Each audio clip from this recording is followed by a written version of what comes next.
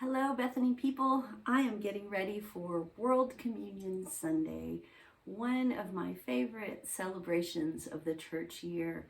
It is the day that we remember that as we take communion, we are taking communion with the whole world around us, that everybody is enjoying the same sacrament, communing with God in the same way.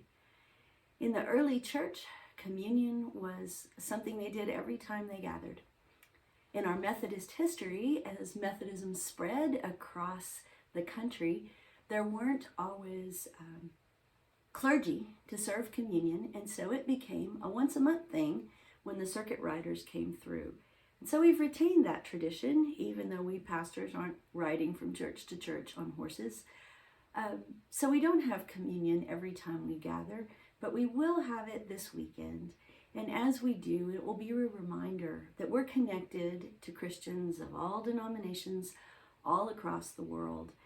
And so we remember that even though we may celebrate differently, observe the sacraments differently, live differently, eat differently, the bread and the wine connect us all across history, across time, across the world. And it's a really important reminder.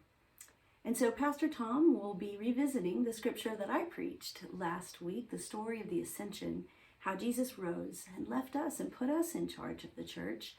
And he's going to be emphasizing that at that time, Jesus gave us work to do. He gave us a charge. He told us to tell people about him, to be in mission around the world to the ends of the earth. And so it's really important for us to remember the things that connect us, the things that we have in common, the sacrament, the mission. October will begin Mission Month for us at Bethany. Pumpkins will arrive. We'll start getting the Thanksgiving bags out.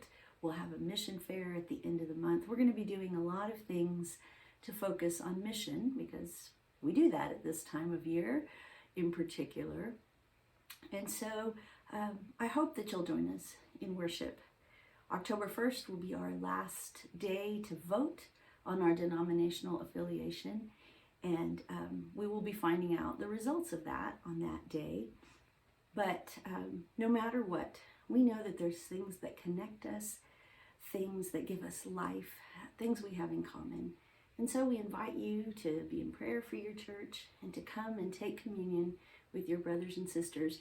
I'll be celebrating with the women at the women's retreat, but no distance can separate us. And so we hope you'll join us for World Communion Sunday or Saturday.